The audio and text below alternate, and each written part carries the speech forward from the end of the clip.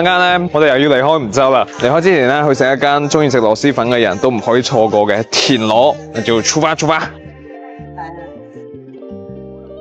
呢度就喺我哋琴日食嘅河粉隔離。醒起來吃田螺啦！田螺中嘅豆卜、腐竹、羅湯河粉，跟住再要個石螺呢份細嘅豆芽酸筍。哇！呢個酸筍一睇就靚仔啊！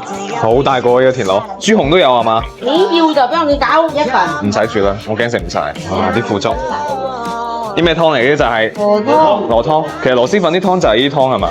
我真係冇有咁濃，啲咧見到好少螺嘅，我攞個螺先。蘿蔔麵筋幾有色素。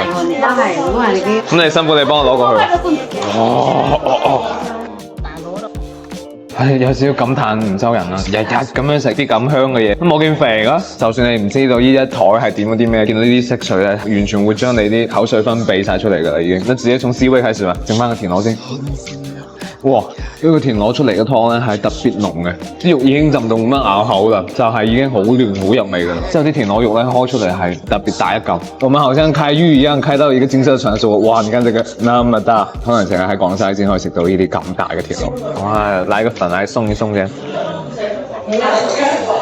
其實來了梧州呢，我們打卡了清湯的、炒的、窩粉，現在我們打卡的是螺湯的河粉，全部都係攞啲螺湯去整嘅，比平常螺螄粉那些湯的螺味會更加重一點。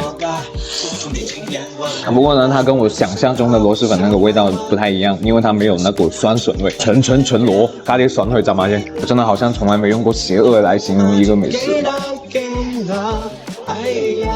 哎，酸筍又係又大又脆又嫩，一個口又夠酸。剛剛我所說的邪惡，大家可能體會不到，這個更邪惡了吧？無論係從視覺同埋味覺，都可以完完全全衝擊你嘅口腔。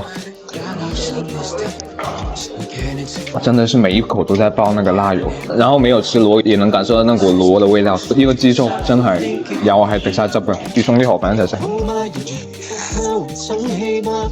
對於每一個喜歡清淡的廣東人，總要有一段時間是尋求一些刺激感，真的爽。豆泡，每一個可以吸到汁嘅嘢咧，我哋都點得超唔多。